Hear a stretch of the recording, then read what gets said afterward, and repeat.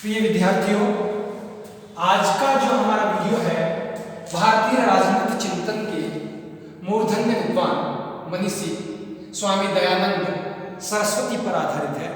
और आज हम इस वीडियो में दयानंद सरस्वती एक परिचय पर चर्चा करेंगे, जिस वीडियो के मध्य उनका जन्म, पारिवारिक स्थिति, स्वभाव, घटनाएं, जीवन परिवर्तन और एक निश्चय और निर्णय का निर्माण, इस विषय पर चर्चा इस वीडियो के मध्य होगी।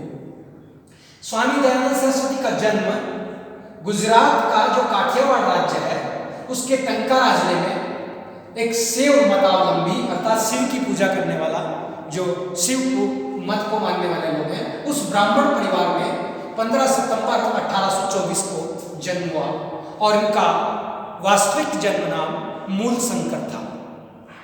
ये मूलशंकर जो है, इनके पिता श्री कृष्ण, इसमें किताबों में कृष्ण और कर्षण दो शब्द लिखे हुए हैं, तो श्री कृष्ण नाम था इनका, जो राजस्व अधिकारी थे। और इनकी माता अमृत बहन थी।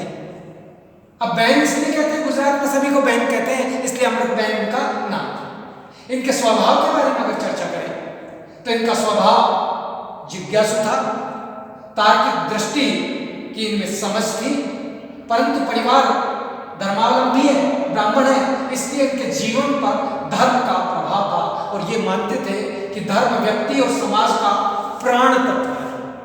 प्राण तत्व जिस प्रकार से शरीर में से प्राण निकल जाता है तो लाश रह जाती है, वैसे ये कहते हैं कि धर्म जो है वो व्यक्ति और समाज दोनों का प्राण तत्व है। इससे अगर व्यक्ति पृथक कर दिया जाए तो समाज और व्यक्ति दोनों तार तार होकर बिखर जाएंगे, दोनों नष्ट हो जाएंगे। यहाँ धर्म का जो अभिप्राय है, इसका जो मूलशंकर का, वो ये है कि कर्मकांड धर्म नहीं है, अंधविश्वास धर्म नहीं है, कटुल्लावाद धर्म नहीं है, स्वयं धर्म है। जीव का जो धर्म है, व्यक्ति का जो धर्म है, मानव का जो धर्म है, वो स्वयं धर्म है, जो वैदिक धर्म है, उसकी बात करने का इनका स्वभाव है, जो आगे चलकर जीवन में परिवर्तन आने के बाद ये प्रकांड विद्वान बने और पूरे भारत के एक, हम कहें तो पुनर्जागरण के अग्रदूत बनकर के उभर जाते हैं।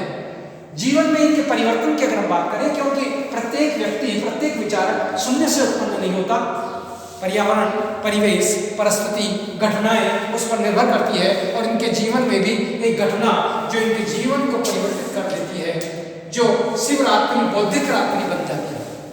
क्या था?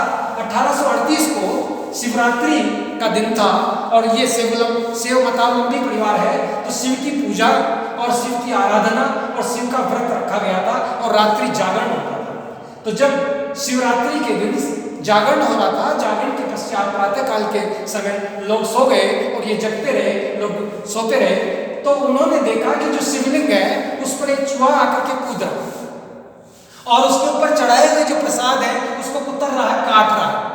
इन्होंने तुरंत झंझोर करके अपने पिता श्री कृष्ण को जगाया और कहा कि पापा, ये क्या हो रहा है? पिताजी, ये क्या है? ये चूहे से अपनी रक्षा नहीं कर सकता, भगवान है क्या ये जैसे ही प्रश्न किया, उन्होंने अपनी धार्मिक जो थी उनसे बालक को बताने का प्रयास किया, परंतु बालक की जिज्ञासा शांत नहीं हुई। और जिज्ञासा जब शांत नहीं हुई तो इन्होंने कहा कि ये जो है, ये जो शिवलिंग है जिसको आप कह रहे हैं, ये तो शक्तिहीन है, ये असहाय है, इसमें कोई शक्ति नहीं है, ये असहाय है, जो स्वयं की रक्षा नहीं कर सकता एक चूहे से, वो दूसरों की रक्षा कैसे कर सकता है?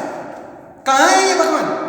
उनके दिमाग में इस प्रकार की घटना घटी और इन्होंने पिता से इस प्रकार के प्रश्न उपस्थित कर दिए। और इस घटना से क्या वास्तविक ईश्वर है, इसका प्रश्न उनके जीवन में, चिंतन में उदित हो चुका। और उन्होंने कहा कि ये जो मूर्ति है, जो शिवलिंग है, ये मूर्ति है, ये सत्य नहीं है।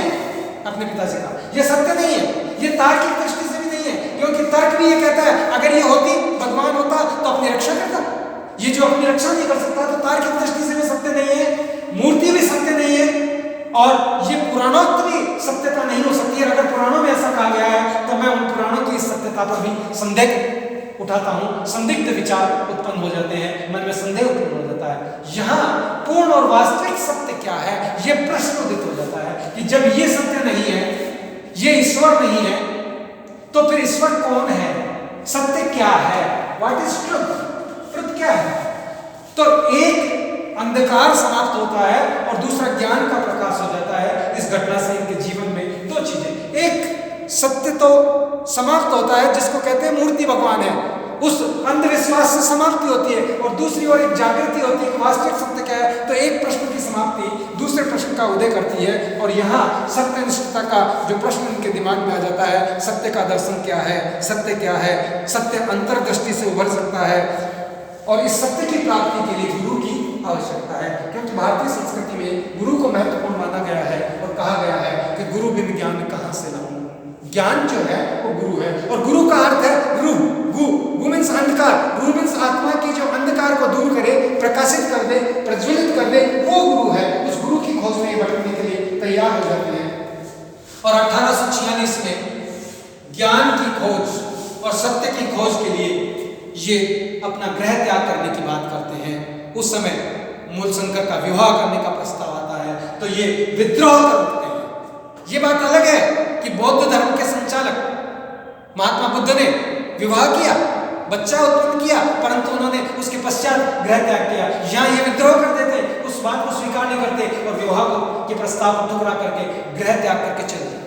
जब गुरु की खोज में जाते हैं तो सबसे पहले इन्हें ब्रह्मचारी भगत राम गुरु के रूप में प्राप्त होते हैं, और उन्हें भगत राम ने इनका नाम बदलकर मूलशंकर से शुद्ध चैतन्य नाम दिया। शुद्ध चैतन्य नाम देते हैं, तो देखिए मूलशंकर का नाम परिवर्तन हो रहा है शुद्ध चैतन्य के लिए, परंतु उनसे भी ये संतुष्ट नहीं होते, और कुछ समय पश्चात फिर ये आगे जाते हैं, और फिर ये 3 वर्ष के पश्चात 15 वर्ष तक बढ़ने का कार्य करते हैं। उसी बीच उन्हें दंडी स्वामी परमानंद सरस्वती मिलते हैं। दंडी स्वामी परमानंद सरस्वती मिलते हैं, उन्होंने इन्हें संन्यास दिलाया, और संन्यास दिलाने के साथ जब भी संन्यास दिया जाता है उसका नाम परिवर्तित किया जाता है, और इनका नाम दयानंद सरस्वती रखा गया। देखिए दूसरा नाम इनका, पहला नाम मूलशंकर, दूसरा नाम शुद्ध चैतन्य, और तीसरा नाम आ गया दयानंद।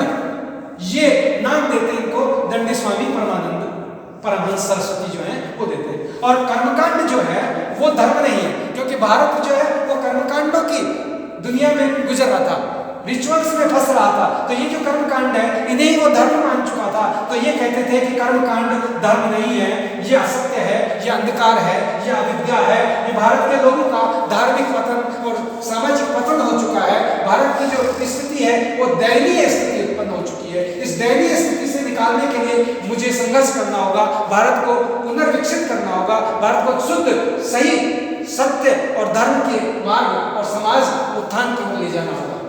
परंतु वो स्वयं भी अभी तक पूर्ण परिलक्षित नहीं हो पाते हैं, अभी भी वो ज्ञान की खोज में भटकते हैं, और भटकते भटकते वो अपने गुरु दंडी स्वामी से पूछते हैं। तो उन्होंने कहा कि तुम इस समय जो है एक वैदिक जो ऋषि हैं उनके पास जाओ, और उन्होंने उन्हें वहां भेजने का कार्य किया। स्वामी विरजानंद के पास उन्हें भेजा गया, और विरजानंद जो है स्वामी विरजानंद के पास जब ये जाते हैं तो जाकर के ये गेट खटखटाते हैं, और गेट खटखटा करके बोलते हैं, गेट बजाते हैं, क्योंकि विरजानंद अंधे व्यक्ति थे। विरजानंद के पास जब ये जाकर के इन्होंने गेट खटखटाया तो गेट खटखटाते हुए उन्होंने आवाज दी, कौन हो? दयानंद सरस्वती ने प्रश्न किया, यही तो जानने के लिए आपके समक्ष मैं उपस्थित हुआ हूं, मैं कौन हूं। अच्छे और श्रेष्ठ गुरु की प्राप्ति इन्हें होती है, और गुरु को भी श्रेष्ठ शिष्य की आवश्यकता होती है। 3 वर्ष तक स्वामी विरजानंद के चरणों में बैठकर इन्होंने ज्ञान का अर्जन किया, और वो ज्ञान वेदों के ज्ञान का अर्जन किया, उपनिषदों के ज्ञान का अर्जन किया। ये बात अलग है कि प्रारंभ से ही इन्होंने अपने पिता के समय भी इस शिक्षा का अर्जन किया था, जिस समय भी इन्होंने जो है वैदिक ज्ञान की बात की थी, और यहाँ विरजानंद ने भी इसी प्रकार के ज्ञान की बात की। तो विरजानंद से संस्कृत इन्होंने सीखी। 2 मिनट वेट करें। संस्कृत अतुल्य शिक्षा क्या कार्य किया इन्होंने, और ज्ञान के भंडार को सीखा, जीव की मुक्ति और उसके पुनरागमन और वेदों की निर्विवाद सत्यता को उन्होंने प्राप्त किया। और जब ये गुरु का घर छोड़कर जाने लगे 3 वर्ष की शिक्षा पूर्ण होने के बाद कि फिर गुरुदेव मैं घर छोड़ मैं जाना चाहता हूँ, आपको गुरु दक्षिणा देना चाहता हूँ, तो गुरु ने दक्षिणा में इनसे एक वचन मांगा, और उस वचन में इनसे ये लिया, ये कहा कि देखिए मेरी दक्षिणा कोई पैसा टका नहीं है, मेरी दक्षिणा कोई अन्य चीज नहीं है, मेरी गुरु दक्षिणा ये है कि समस्त विश्व में जो वैदिक ज्ञान है जो विलुप्त हो चुका है उस ज्ञान का प्रचार और प्रसार करो। दूसरी मेरी गुरु दक्षिणा की बात है कि देश में सांप्रदायिक अनास्था जारी है, अनार्स ग्रंथों का प्रचार और प्रसार हो रहा है, उसे रोकने का तीसरा उन्होंने कहा कि जो आर्ष ज्ञान है अर्थात ऋषियों का ज्ञान है, वेदों का ज्ञान है, उपनिषदों का ज्ञान है, उसको पुनर्आलोकित करो, चमत्कृत करो और भारत में प्रचार और प्रसार का कार्य करो। मैं तुमसे ये चाहता हूँ कि तुम आजीवन इस प्रकार का कार्य करते रहो, यही मेरी गुरु दक्षिणा है। उन्होंने अपने गुरु की दक्षिणा का वचन दिया और इसी कार्य के लिए वो पूरे देश में भ्रमण करने लगे और उन्होंने ये पाया कि जो भारत है उसका समाज है वो व्याधिग्रस्त है, परंतु व्याधि की औषधि के लिए वो कहते हैं कि उसकी औषध भी भारतीय ही होनी चाहिए, अर्थात भारतीय व्याधि, भारतीय औषध और भारतीय उपचार होना चाहिए। और इसके उपचार के लिए उन्होंने वैदिक ग्रंथों की, ऋषि मुनियों के विचारों की बात को स्वीकार किया और 10 अप्रैल 1875 में उन्होंने आर्य समाज की स्थापना की। इससे पहले उन्होंने काशी में, कलकत्ता में विभिन्न प्रकार के देश की जो परंपरा थी, शास्त्रार्थ की परंपरा, ताराचरण तर्क रत्न शास्त्री को कलकत्ता में पराजित किया इन्होंने। उसके बाद जो है इन्होंने ब्रह्म समाज के जो केशव चंद्र सेन हैं, अन्य लोग हैं, उनके साथ मिलकर के काम करना चाहा, परंतु उन्हें लगा कि यहाँ एकता दिखाई नहीं देती है, मेरा इनसे विचार नहीं मिलेगा, तब जाकर के इन्होंने आर्य समाज की स्थापना की। 30 अक्टूबर 1883 को अजमेर में इनका देहांत होता है और इन्हें नानी नाम की जो महिला है, नर्तकी है, उसने जोधपुर में इन्हें जहर दिया कांच के मध्य घोटकर, और जहर देने वाले को भी इन्होंने माफ करने का कार्य किया। यही इनकी ये लीला समाप्त होती है और ये ईश्वर से प्रार्थना करते हैं, हे ईश्वर तेरी आज यही इच्छा है, तेरी आज यही इच्छा है, वही हो, क्योंकि तुम्हारी इच्छा ही सर्वोपरि इच्छा होती है। इस विचार से इन्होंने अपना जीवन त्यागने का कार्य किया।